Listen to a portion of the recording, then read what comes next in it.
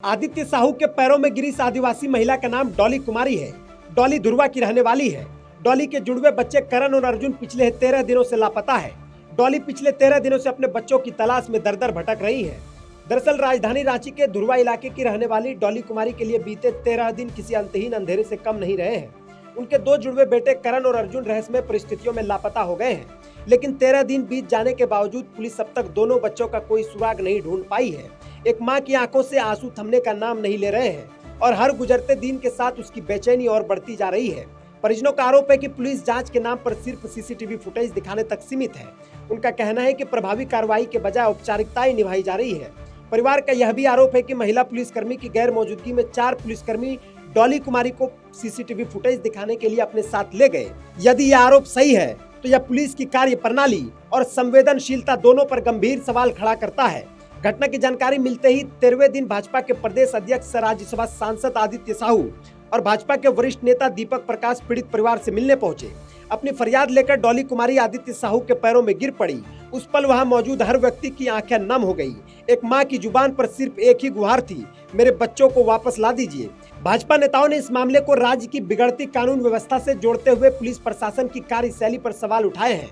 आदित्य साहू ने कहा कि जब राजधानी में ही बच्चे सुरक्षित नहीं है तो आम लोगों का भरोसा व्यवस्था पर कैसे कायम रहेगा। उन्होंने बच्चों को जल्द बरामदगी और निष्पक्ष जांच की मांग की है। वहीं पुलिस का कहना है कि बच्चों की तलाश के लिए विशेष टीम गठित कर जांच तेज कर दी गई है और हर संभावित पहलू पर काम किया जा रहा है। पुलिस के अनुसार सीसीटीवी फुटेज और विभिन्न तकनीकी साक्ष्यों के आधार पर जांच आगे बढ़ाई जा रही है, लेकिन इन तमाम दावों और बयानों के बीच सबसे बड़ा सवाल आज भी वही खड़ा है। आखिर करण और अर्जुन कहाँ हैं? एक माँ की सूनी होती गोद कब फिर से भर पाएगी?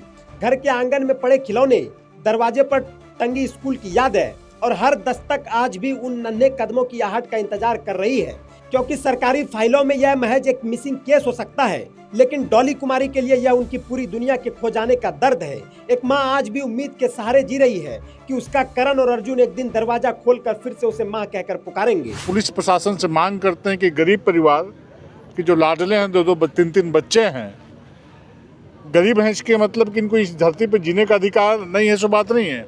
सबको समान अधिकार है। अब इनके बच्चे कब गायब हुए, आज समझिए 12 दिन हो गए। अब पुलिस इतना निष्क्रिय बनी हुई है, आज तक किसी भी तरह से किसी प्रकार का कोई खोजबीन करने का काम नहीं किया है। उनकी माताजी बता रही हैं कि पुलिस वाले आते हैं, हमको बोलते हैं चलो, और स्टेशन में जा कर के बार बार उसी सीसीटीवी को खंगालने का काम करते हैं जहाँ पर कि बच्चे घूमते हुए दिख रहे हैं। तो कोरम पूरा करने का काम कर रही है।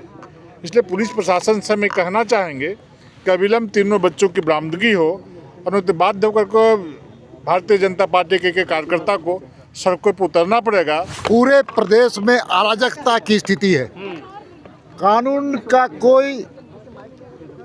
कानून नाम की कोई चीज नहीं है। हेमंत सोरेन की सरकार में लगातार एक नहीं अनेक नहीं सैकड़ों नहीं हजारों बच्चे झारखंड से लापता हुए, अपहरण हुआ और बच्चा चोर गिरोह सक्रिय है और राज्य की सरकार और मुख्यमंत्री जी बंसी बजा रहे हैं। बड़ा दुर्भाग्य है। गरीब घर का बच्चा आज लापता है। 12 दिन हो चुके और राज्य की सरकार, पुलिस प्रशासन मौनी बाबा बनकर के सारी चीज़ों को देख रही है।